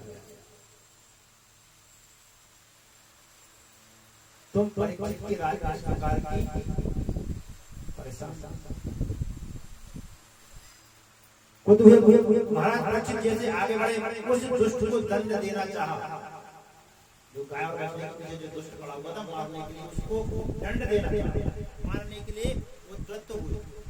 तो दीन बंद शरण मंगता, दीनहीनों की तरह शरण में आ गया और कहने लगा कि महाराज त्राही माम महाराज मेरी रक्षा करें, मेरी रक्षा करें। दीन बत शरणागत जो परीक्षित ना मैं तो शरणागति मुकुट उतार कर परीक्षित के चरणों में गिड़गिड़ाकर क्षमा याचना करने लगा। और जब परीक्षित बोलने लगी कि हे गौ माता आप कौन हैं और यह दुष्ट आपको इस प्रकार का दुख क्यों दे रहा है? गौ माता कहती है कि ये दुष्ट जो है ना यह कलयुग है, जो आप पर समाप्त हो गया है। मैं कलयुग हूँ। कलयुग कहता है कि हे परीक्षित मैं कलयुग हूँ। परीक्षित बोले अच्छा अच्छा तुम ही कलयुग हो, मैंने तुम्हारा नाम सुना था पर आज आपको पर तुम मेरे राज्य की सीमा में प्रवेश करने का दुस्साहस कैसे हुआ? कलयुग बोला कि सरकार आपका राज्य कहाँ नहीं है, सर्वत्र आपका राज बताइए मेरा भी तो ये स्थान होना चाहिए।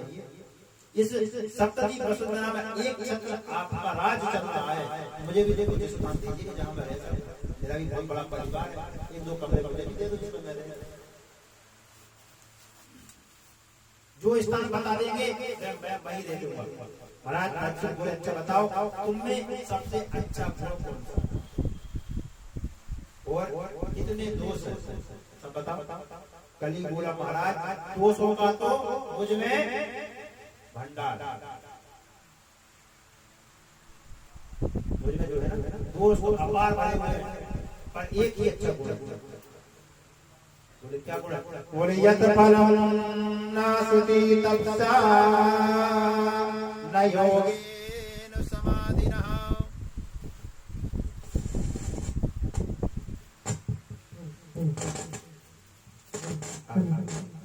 नीचे से बाहर है। हेलो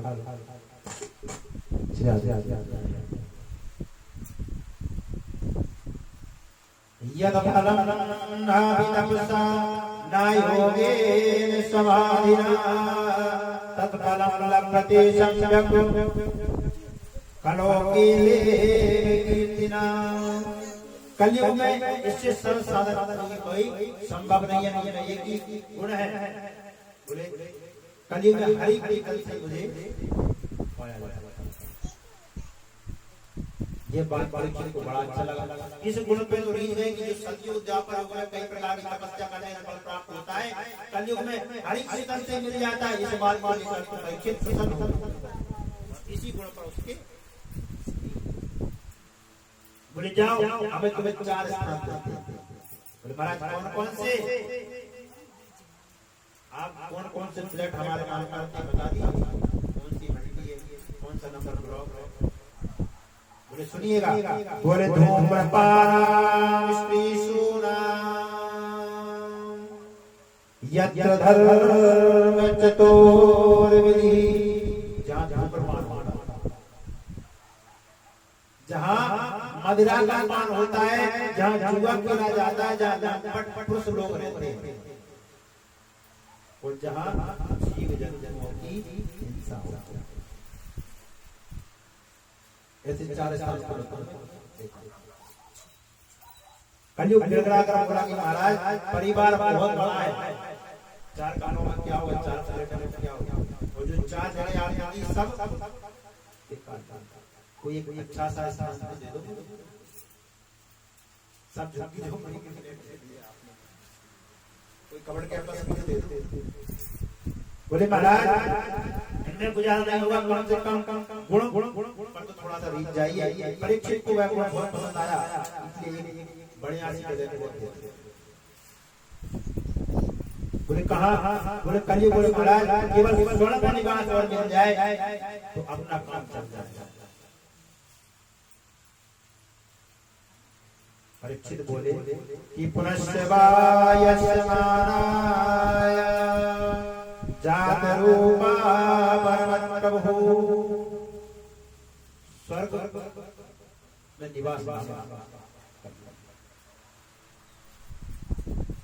महाराज परीक्षित चूंकि प्रसन्न हो गए थे गुण पर, इसे तुरंत कह दिया कि जाओ तुम स्वर्ण में निवास करिए। अब एक शंका आती है कि मतलब इसका अंदर कहते हैं कि धातु नाम अस्मिन कंचन हिरण्यगर्भः समावर्तताग्रे भूतजातपतिरेके आया।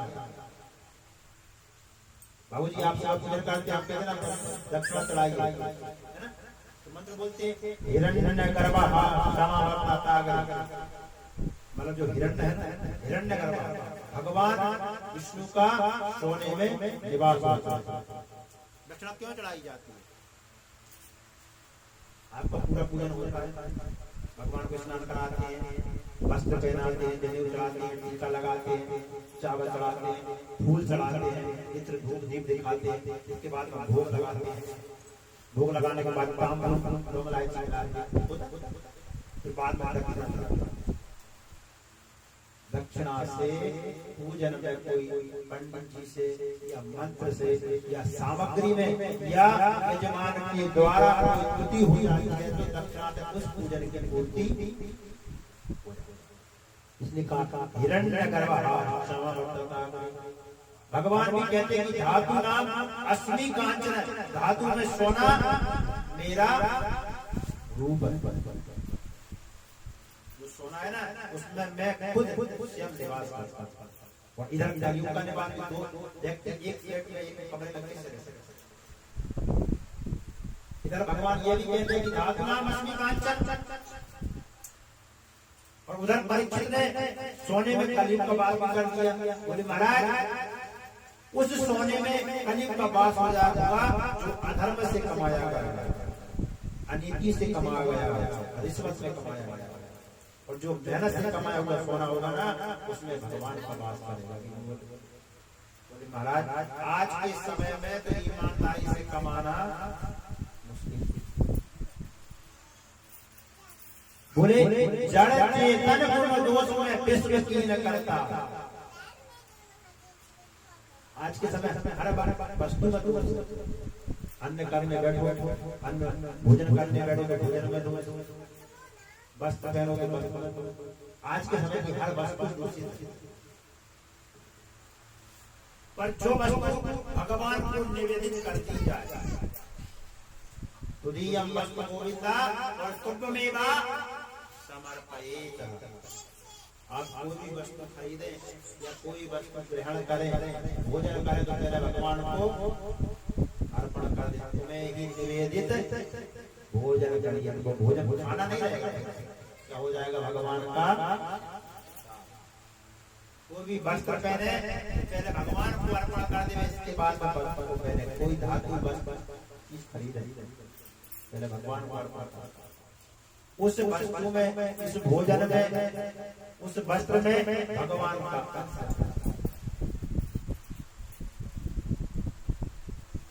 एक दिन महाराज स्वर्ण मंडल मुकुट धारण कर शिकार करने के लिए चले गए।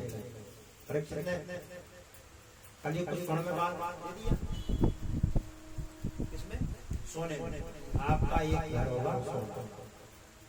अब एक दिन की बात है कि महाराज परीक्षित जो स्वर्ण मर्द जो मुकुट था ना उसको पहनकर शिकार करने के लिए चले गए और दिशा भूल गए। भूख प्यास पीड़ित होकर वाल्मीकि महर्षि समीप की कुटिया के पास जाकर पहुंच गए। बाहर खड़े होकर खूब आवाज दी, कोई कोई तो तनैया, हे महात्मा ऋषि इस कुटिया में कोई हो, हम इस देश के राजा हैं, हम राजा परीक्षित हैं, हमें प्यास लगी हुई है, कुछ जलपान करने के लिए मिलेगा क्या? कुटिया के भीतर महाराज परीक्षित ने जाकर देखा कि समीप मुनि समाधि में बैठे हुए,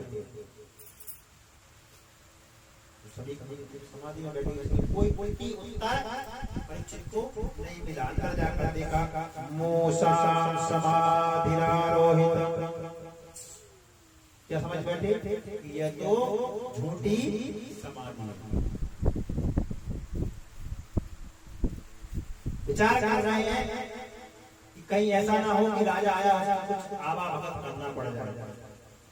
मेरे शब्दों को नहीं सुनना है, आंख बंद कर बैठे हैं ताकि राजा के चक्कर में कौन पड़ समाधि में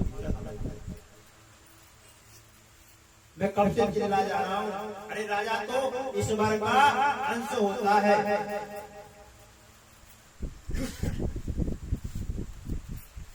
देखता हूँ आप असली है कि नहीं। एक मरा हुआ सांप सर्प दिखाई पड़ा तो धनुष की कोटी से उठाकर महात्मा के गले में लपेट दिया। ऋषि समाधि में बैठे हुए गले लगे। पर महात्मा समाधि भी असली, उन पर कोई असर नहीं। अगर नकली बने बैठे हुए तो सर्प देखते हैं, और महात्मा भी असली थे, और जो समाधि लगाकर बैठे थे वह भी असली, कोई असर नहीं हुआ किसी के ऊपर। और महाराज परीक्षित वहां से संत समझने में भूल हो जाए ना, परिणाम बड़ा भयानक होता है। अगर असली को नकली समझ बैठो तो भी दिक्कत, और नकली को असली समझ बैठो तो भी बड़ी समस्या। आजकल कई प्रकार के संत रोज कुछ न कुछ सुनने को समाचार पत्रिकाओं में, कौन असली है कौन नकली है समझ पाना बड़ा मुश्किल। परीक्षा के साथ इधर बड़ा हुआ डालकर चलेगा, ये एक बालक सब देख रहा है, सब छोड़कर सनी किसी के पुत्र को सूचित कर दिया, जो कौशिक नदी के तट पर खेल रहा था। पूरा समाचार सुना, ऋषि कुमार क्रोध में भर गया और बालक तुरंत नदी में जाकर जल में प्रविष्ट हो गया, और कौशिक नदी जल में हाथ लेकर महाराज परीक्षित को भयंकर श्राप दिया। क्या बोले, इति लंघते मर्यादा तक्षकं सप्ते हनि, इति लंघते इति मर्यादा। ये परीक्षित, तुम्हारे पूर्वजों ने सर्वदा संतों के चरणों और को मस्तक पर धारण किया है, उन्होंने संतों का अपमान कर दिया। तेरे पूर्वज थे ना, वह संतों का बड़ा सम्मान करते थे, उनके चरणों को अपने मस्तक पर धारण करते थे, और उन्होंने क्या कर दिया, एक संत का अपमान करते। मैं तुझे श्राप देता हूं, तूने सर्प के द्वारा मेरे पिताजी का अपमान किया, जो आज सप्तम दिवस सर्प तुझे ग्रहण करने तुझे का मैं ऐसा श्राप देता हूँ। ऐसा कहकर जल छोड़ दिया और बालक अपने पिता के सम्मुख आया, गले में मरा हुआ सर्प देखकर मुक्त कंठ होकर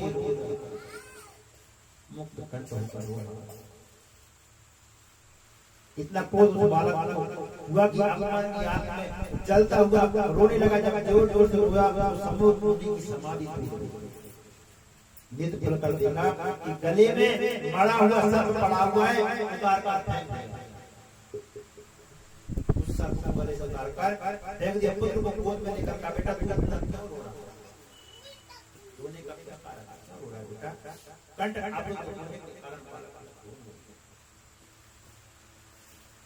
बता नहीं सका, पर पन्न बालक लोगों के साथ में थे, उसने पूरी कथा सारा समाचार सुनते ही जब शब्दों कान में पड़े कि मेरे पुत्र ने 7 दिन में मरने का श्राप दे दिया, तो बोले बेटे तूने ये क्या कर दिया, ये आश्चर्य कैसे कर दिया? जिस भागवत महाभारत रक्षा करने के लिए प्रभु ने मां के गर्भ में प्रवेश किया, ऐसे तूने श्राप दे दिया।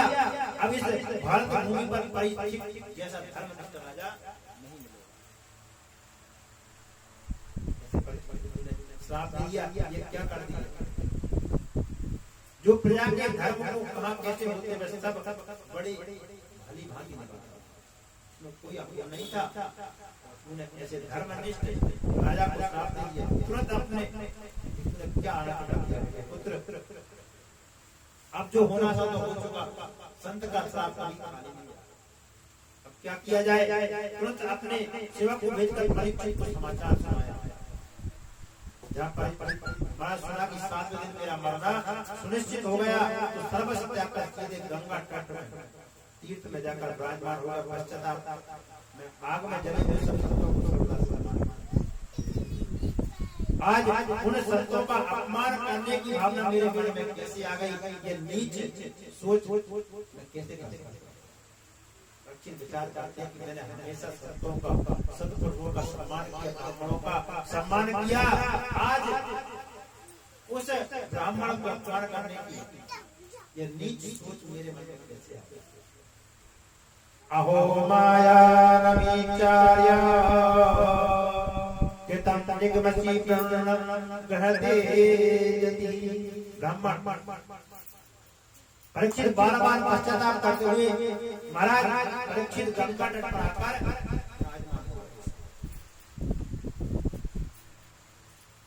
ऋषि मुनियों को पता चला कि हमारे सम्राट हमारे राजा परीक्षित को 7वें दिन मरने का साप लगा।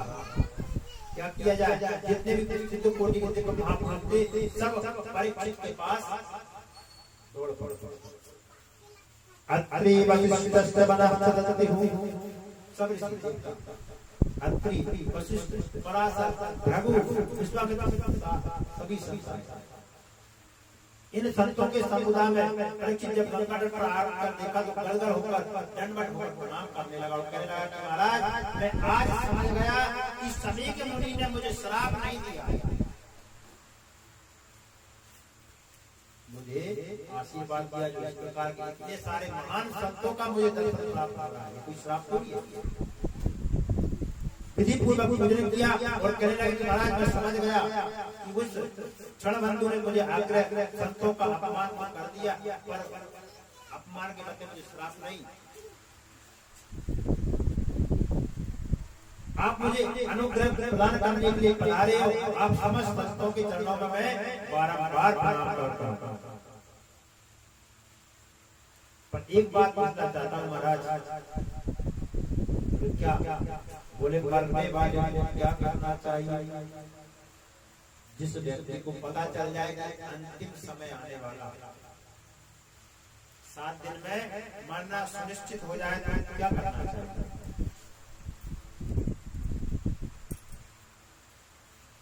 तदा भगवान व्यास पुत्र हो, उसी समय अचानक ऋषियों के बीच में साक्षात भगवान प्रकट हो गए। सौनक जी ने पूछा कि महाराज कौन से भगवान प्रकट हुए? बोले भगवान व्यास पुत्र, व्यास जी के पुत्र। मानो भक्त की रक्षा करने के लिए स्वयं भगवान बनकर प्रकट हुए। भगवान व्यास पहले पृथ्वी पर संकट आया, तब भी ब्राह्मण ने के द्वारा अस्पतामा में ब्रह्मास्त्र छोड़ा तो भगवान ने ब्रह्मास्त्र बनकर उनकी रक्षा किया। गर्भ के समय भी संकट आया था, उत्तरा के गर्भ में अस्पतामा ब्रह्मास्त्र छोड़ा था, तब भगवान ने छोटा सा रूप बनाकर उसकी रक्षा की। शस्त्र के द्वारा संकट आया, शस्त्र बनकर भगवान ने रक्षा की। आज वाक मत के द्वारा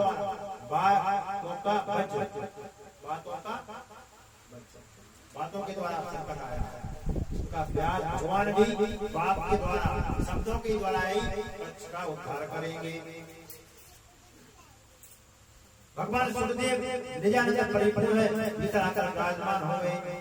इस मुसलमान को देखकर सभी हाथ जोड़कर व्यास पुत्र का भगवान ने स्वागत किया।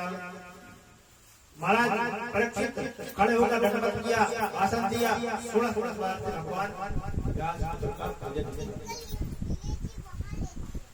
जब महाराज परीक्षित पूजन करते हुए बालक और स्त्रियों को देखा तो घबरा गए, सोचने लगे जितने पागल बाबा हम समझ रहे थे, जिसे हम जब वो व्यास जी कहीं से निकल रहे होंगे तो सोचा कि ये नागा बाबा है, पागल बाबा है, उसको खत्म मान लिया। नंगा बाबा कहां से आ गया, बच्चों की भीड़ पीछे लग गई, पर सुखदेव को कोई अंतर नहीं हुआ। ना अपमान की चिंता और ना सम्मान का दुख। संतों को कहाँ अपमान हो रहा है और कहाँ सम्मान हो रहा है, बच्चे पीछे पड़े हुए हैं, कहीं से नांगा बाबा आ गया, नांगा बाबा आ गया है। पर सुखदेव को कोई अंतर नहीं, कोई आराम पूर्वक ध्यान नहीं किया, तो कोई हमारा उपवास करे, दोनों बराबर है। चाहे हमारा कोई अनुग्रह करे, चाहे कोई उपहास करे, सब बराबर। जो जितने सिद्ध कोटि के संत गंगा तट पर बैठे थे, सब उतर खड़े हो गए और सुखदेव भगवान जय जयकार करने लगे। बस आश्चर्य कर देखा कि ये 16 वर्ष का बालक, ये जो बालक है ना, ये 16 वर्ष का, और यहाँ 10-10 वर्ष की आयु वाले बड़े बड़े संत बैठे हुए, और ये 16 वर्ष के बालक को प्रणाम कर रहे हैं। ये क्यों? ये बालक तो 16 वर्ष का है, इसका मतलब है कि बालक कोई साधारण बालक नहीं है, सिद्ध विभूति है, सिद्ध संत है। प्रज्ञ तुरंत खड़े होकर सुखदेव जी को साष्टांग प्रणाम किया, दंडवत प्रणाम किया। सूची कहते हैं कि धन वृद्धा बल वृद्धा आयु वृद्धा तथे विचा ते सर्वे विज्ञान वृद्धस्या किंकरा शिष्य किंकरा। धन वृद्धा, कोई धन में बड़ा हो सकता है, धन वृद्धा बल वृद्धा, कोई कदाचित बल में भी बड़ा हो सकता है। धन वृद्धा बल वृद्धा आयु वृद्धा, कोई क्या हो सकता है? आयु में बड़ा, कोई धन में बड़ा हो सकता है, कोई बल में बड़ा हो सकता है, कदाचित कोई आयु में ही बड़ा हो सकता है। धन वृद्धा बल वृद्धा आयु वृद्धा तथे विचा ते सर्वे विज्ञान वृद्धस्या किंकरा शिष्य किंकरा। सुखदेव कहते हैं कि महाराज, जो व्यक्ति ज्ञान में बड़ा होता है वही सर्व से ज्यादा। हमने मान लिया कोई धन में बड़ा है, तो वो बड़ा नहीं है, कोई बल में बड़ा है, भी बड़ा नहीं है, कोई आयु में बड़ा है, भी बड़ा नहीं। ते सर्वे विज्ञान वृद्धस्या किंकरा शिष्य किंकरा। जो ज्ञान में बड़े होते हैं ना, वही बड़े बनने जाते हैं। क्योंकि सुखदेव महाराज में 16 वर्ष के, और जो गंगा के तट पर जो संत ऋषि बैठे हुए थे, उनकी उम्र थी हजार वर्ष। पर जब सूर्य जी का वहां आगमन हुआ, व्यासपुत्र जी का आगमन हुआ, तो सभी ऋषियों ने आकर उनको दंडवत प्रणाम। परीक्षित समझ गए कि कोई साधारण वाले मानवी नहीं, जिस बालक की उम्र 16 वर्ष हो, और यह आते ही 1000 वर्ष के ऋषि मुनि जिस बालक को प्रणाम कर रहे हैं, जिसको मस्तक नवा रहे हैं, कोई साधारण गुरु तो हो नहीं सकता। कौन होगा? बोले आयु वृद्धा ये सर्वे विज्ञान वृद्धस्या के लिए महान निश्चय कोई विभूति है। परीक्षित तुरंत खड़े होकर सुखदेव को प्रणाम करना, विधि पूर्वक पूजन किया। जब महाराज परीक्षित को पूजन करते हुए बालक ने देखा, उसके पीछे पड़े हुए थे, कह रहे थे कि बाबा कहीं से पागल बाबा आ गया, घबरा गया। जिस उसी को हम पागल बाबा समझ कर पीछा कर रहे थे, हम जिसको पागल बाबा कहकर उसको पत्थर मार रहे थे, चिढ़ा रहे थे। अरे हमारे सम्राट, हमारे राजा परीक्षित उनको दंडवत प्रणाम कर रहे हैं, यदि महाराज हमें देख लिया तो लेने के देने पड़ जाएगा। परीक्षित ने देख लिया कि ये जो ये थे ना, ये ऋषि थी ना, इस ऋषि को, इस संत को परेशान कर रहे थे, पागल बाबा कह रहे थे। अगर परीक्षित ने देख लिया तो लेने के देने पड़ जाएगा। यह सोचकर सब भाग गए। परीक्षित महाराज ने विधि पूर्वक पूजन किया और कहा कि भगवान आज मैं धन्य हो गया, मुझ जैसे क्षणबंधु के ऊपर आपने अनुग्रह किया, सहज दया का दर्शन दिए। आप जैसे संतों का कोई स्मरण भी कर ले तो पाप मुक्त हो जाता है। आपके स्मरण मात्र से पापों का मुक्त हो जाता है। मैं तो आपको दर्शन कर लिए स्मरण साथ साथ कहिए आप शब्दों के दर्शन में जाएगा, कहना ही क्या है। जिन ऋषियों के स्मरण करने से मान के चलो भगवान का आप स्मरण करते हैं, भगवान का मन करते हैं, चिंतन करते हैं, और भगवान के चिंतन मान से ही पाप मुक्त हो जाते हैं। और कोई भगवान आपको दर्शन दे दे तो क्या होगा? ऐसे ही कल्चर कहते हैं कि जिन ऋषियों के स्मरण मात्र करने से, उनका नाम उच्चारण करने से व्यक्ति पापों से मुक्त हो जाता है। आज ऐसे ऋषियों के दर्शन हो गए तो क्या कहना, साथ साथ कई बड़ों की गंगा में पोता लगाने को मिल जाएगा और मेरे तो सब पाप देश सब नष्ट हो जाएगा, अंशमात्र पाप भी नहीं।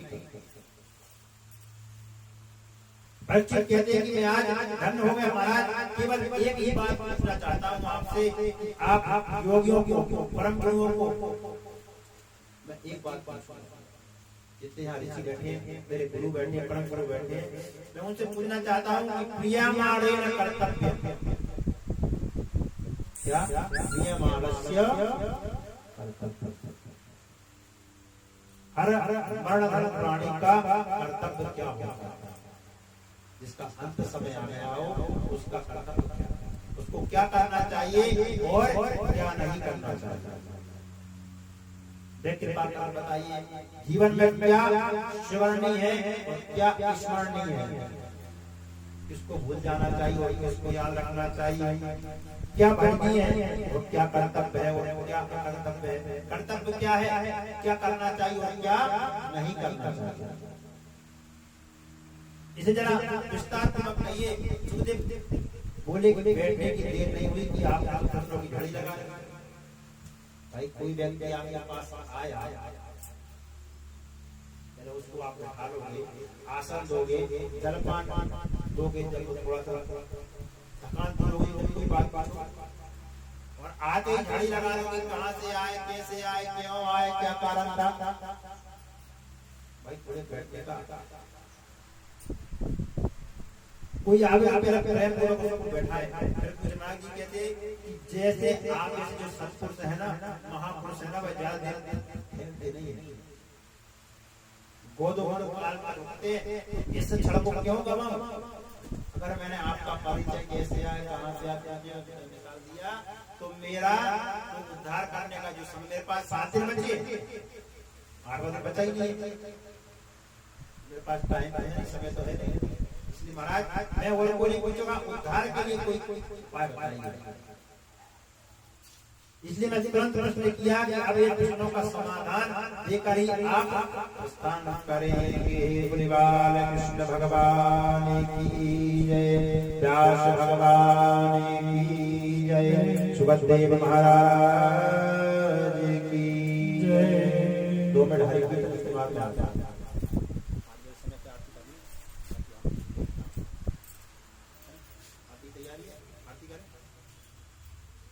हरि श्रीमन नारायण नारायण नारायण, श्रीमन नारायण नारायण नारायण, लक्ष्मी नारायण नारायण नारायण, लक्ष्मी नारायण नारायण नारायण, श्रीमन नारायण नारायण नारायण, श्रीमन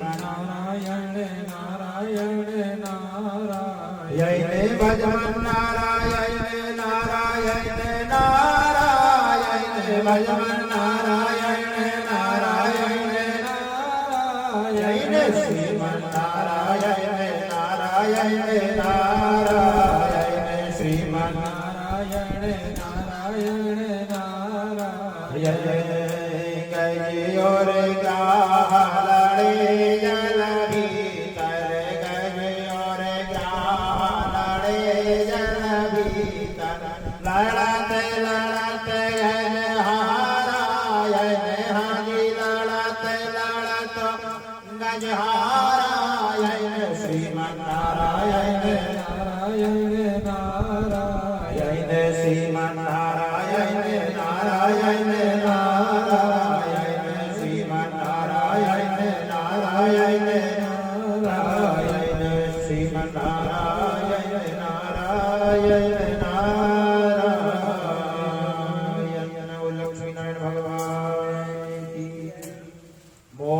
बंसी वाले की, कृष्ण कन्हैया लाल की जय। जय श्री राधे, जय जय श्री राधे, जय जय श्री राधे।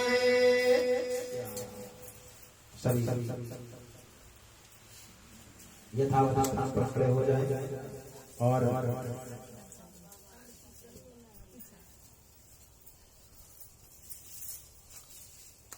बड़े भाव के साथ में भगवान की आरती करेंगे। सभी लोग एक एक कर आरती करेंगे। चंद्रमा सूर्योदयः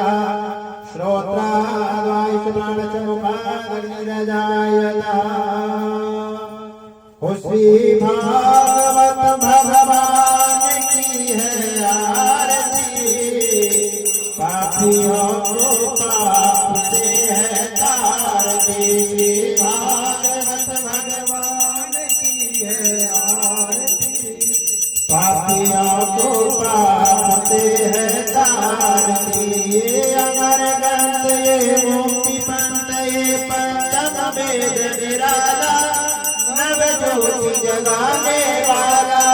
हरि नाम यही हरि नाम यही हरि नाम यही हरि नाम यही, जग के मंगल की आरती, पापियों को पाप से है तारती। श्री भागवत भगवान की है आरती, पापियों को पाप से है तारती। ये शांति गीत पावन पुनीत पापों को मिटाने वाला, हरि दरस कराने वाला। ये शांति गीत पावन पुनीत पापों को मिटाने वाला, हरि दरस कराने वाला। ये सुख करनी ये दुख हरनी, ये सुख करनी ये दुख हरनी। श्री मधुसूदन की आरती, पापियों को पाप से है तारती। श्री भागवत भगवान की है आरती, पापियों को पाप से है तारती। ये मधुर बोल जग पंथ बोल सन्मार्ग दिखाने वाला, बिगड़ी को बनाने वाला। ये मधुर बोल सन्मार्ग बताने वाला, बिगड़ी को बनाने वाला। श्री राम यही घनश्याम यही, श्री राम यही घनश्याम यही, प्रभु की महिमा की आरती, पापियों को पाप से है तारती। श्री भागवत भगवान की है आरती, पापियों को पाप से है तारती। श्री भागवत भगवान की है आरती, पापियों को पाप से है तारती। कर्पूर गौरम करुणावतारम संसार सारम सदा विशंतम प्रियारविंद अवं भवानी सहितं नमामि। मंदारमाला कृतालकाये कपालमाला गयाये दिगंबराय दिगंबराय नमः शिवाय नमः शिवाय। तुमेव माता पिता तुमेव तुमेव बन्धु सखा तुमेव तुमेव विद्यावरं तुमेव त्वमेव सर्वं देवदे। हरे राम राम राम हरे हरे, हरे कृष्णा कृष्णा हरे हरे, हरे राम राजा राम राम सीता राम राम राजा राम राम हरे राम राजा राम सीता राम हरे राम। नटवर बंसी वाले गोकुल के राजा, मेरी अखिया तरस रही अब तो आजा। नटवर बंसी वाले गोकुल के राजा, मेरी अखिया तरस रही अब तो आजा। मेरी अखिया तरस रही अब तो आजा। पुष्पं पुष्पे देवादिपतिमं आरोग्यार्थे आत्मादिवन्द्रं मन्त्रपुष्पाञ्जलिः।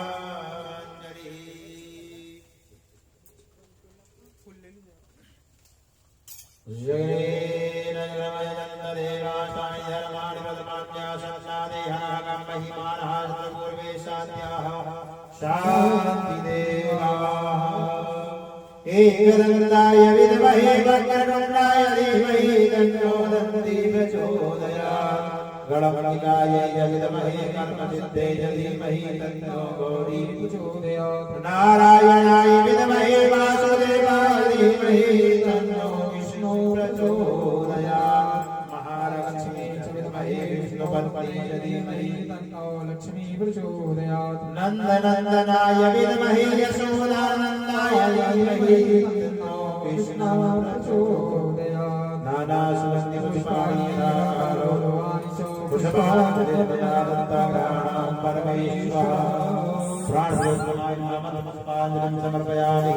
बोलिए भागवत भगवान की जय, व्यास भगवान की जय, पद्म महाराज की जय, गजानन महाराज की जय, गौरी मैया की जय, राम भगवान की, राधा भगवान की, दुर्गे मैया की, कात्यायनी मैया की, धर्म की, अधर्म का, प्राणियों में विश्व का, पूज गौ माता की, सनातन धर्म की, भारतीय भूमि की, भारतीय संस्कृति की, अपने गुरु गोविंद की, आज की आनंद की, पार्वदेव हरे हर हर महादेव। शंभो। सभी स्थान पर बैठ जाइए।